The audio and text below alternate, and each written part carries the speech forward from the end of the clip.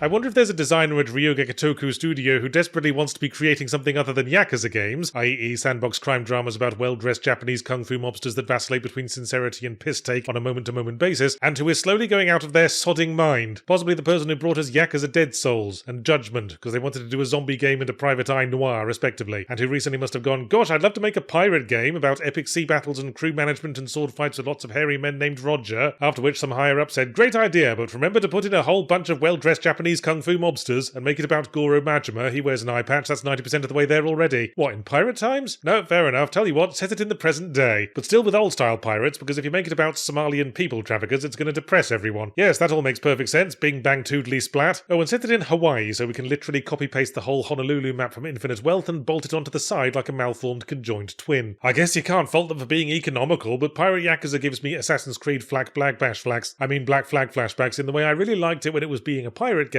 and liked it a lot less when it went back to being a Yakuza game. The setup is noted eye patch wearing bastard Goro Majima wakes up on a desert island with no memory and is immediately accosted by burly toughs, whereupon he goes, hang on, protagonist great amnesia, random burly toughs showing up with an inadequately established beef. It's finally happened. I'm the main character of a Yakuza game again. And then he lathers the fucking shite out of them, dusts his hand and goes, right, now all I need is the token helpless innocent character whose desires and well-being will inexplicably be my central driving motivation. Looks around, points to the first small asthmatic boy he sees. You'll do. I'm gonna realise all your fantasies about being best friends with a kick-ass pirate captain for some reason. And then they have a big musical number together. No, they actually do. And you know what? If you're not having fun at that point, then there's no reaching your miserable flinty heart. Gotta say, all my sphincters clenched when that first group of burly toughs showed up, but when the combat tutorial began, I released a sigh of relief from both ends. It's real-time combat again. In the long run, the turn-based combat in Like a Dragon and Infinite Wealth was a nice place to visit, but I don't think this franchise should want to live there. It's just not the same without disco kung fu mobsters going absolute bugfuck on each other with fists, knives, bicycles, park benches, and the occasional salmon. We're doing the Yakuza 0 thing in that Majima can switch between two fighting styles, which embody the two faces of the game and helpfully summarises the clash between them. On the one hand, we have Yakuza style, which Majima defaults to while in the Honolulu sandbox, with which we go bugfuck with punches, kicks, brutal knife stabs, and all that boring old shit. And then we have kick-ass pirate captain style, he defaults to at all other times, where we go bugfuck with dual cutlasses, grappling hooks, and a magic violin that summons ghost sharks. And I couldn't even comprehend anyone who'd prefer to use the former, unless they're wearing a sophisticated face-mounted bomb rigged to go off the moment they smile. It's doubly hard to understand because pirate captain mode basically breaks the game once it's fully upgraded. I beat the final boss with ease just by spamming the grappling hook, M-Bison torpedo dive sword thrust thing that chewed up and spat out his health bar like a fucking curly whirly. That meant he couldn't even get close enough to criticise my taste in footwear. But the new thing is ship combat, which is about what you'd expect, all lining up the enemy for cannon barrages and waiting for cooldowns, but enhanced by the simple addition of the ability to drift. No, it doesn't make a lot of sense physics-wise, but after you've given the enemy a port broadside, immediately doing a handbrake turn and giving them a starboard one for good measure does feel fucking sweet. It's not the deepest pirate sim. I wish it had been one sandbox ocean rather than multiple little ones, so we didn't have to teleport between them so much like an indecisive house-hunting wizard, but it automatically makes Skull and Bones walk the plank just because you can walk around on your ship's deck handing out bunches of flowers to your favourite cannon operators, and when you take on enemy boss ships, your entire crew joins you for an on-deck free-for-all with their entire crew, and all your crew are unique characters recruited individually through little mini-quests, and it's heartening to see the bikini girl I impressed with my dart-throwing skill going bugfuck on a vicious corsair, and yet the quest to become king of the pirates is still only a side quest, and being obliged to go back to Honolulu always felt like a come-down, with its fetch quests and its copy-pasted mini-games from Infinite Wealth, and its lovely restaurants. It helped me appreciate the pirating more, the way it's nice to come home and relax after a long day having frantic sex with birthday cakes, but I continue to find Yakuza's habit of continually churning out the same shit tiresome, because they never address the complaints I have with the shit. We're still getting forced into random battles with low-level dudes long after you outclass them so hard it's not even funny, and that's extended to the ship combat now. You can be in the end game sailing a fucking biblical apocalypse with portholes and still get harassed by milkmen in rowboats who keep talking shit right up until you cough and obliterate them into matchwood. And once again, all the really fun bits of a Yakuza story campaign are at the end. Fun though it is that we can feed stray dogs and go-kart and take photos of perverts and do endless side stories in which we solve random people's personal issues by strategically going bugfuck on someone. Why do we have to get passed around between lengthy exposition dialogues and repetitive punch-ups for 30 fucking hours before we get to the boss fight with a giant kraken? That's the shit you lead with, idiots! I completed all the pirating side stuff because that's where the fun was, and when I grudgingly got back to the plot, which was the usual stuff, conspiracies, betrayals, get pissed about, villains with hearts of gold who do what's right, i.e. go from one smug prick to another and keep punching them till we tell you to stop, I was so massively overpowered it became a dull formality, giant kraken fight notwithstanding. Not for the first time, the final word on a Yakuza game is that there's so much shit in it, there's bound to be something you like, even if you just hang out in your home base playing the full version of Alex Kidd in Miracle World, included for some mystifying reason. But what I liked is tainted by the knowledge that there could have been so much more of it if they hadn't also had to render all the little glittery thongs on the perverts in a minigame I never had to do, or the 5 varieties of tuna steak available at a backstreet restaurant I didn't even notice. Think of it, we could have been playing Alex Kidd in Miracle World on a 300-foot screen with pixels made of gold dust, wearing all the little glittery thongs a man could desire.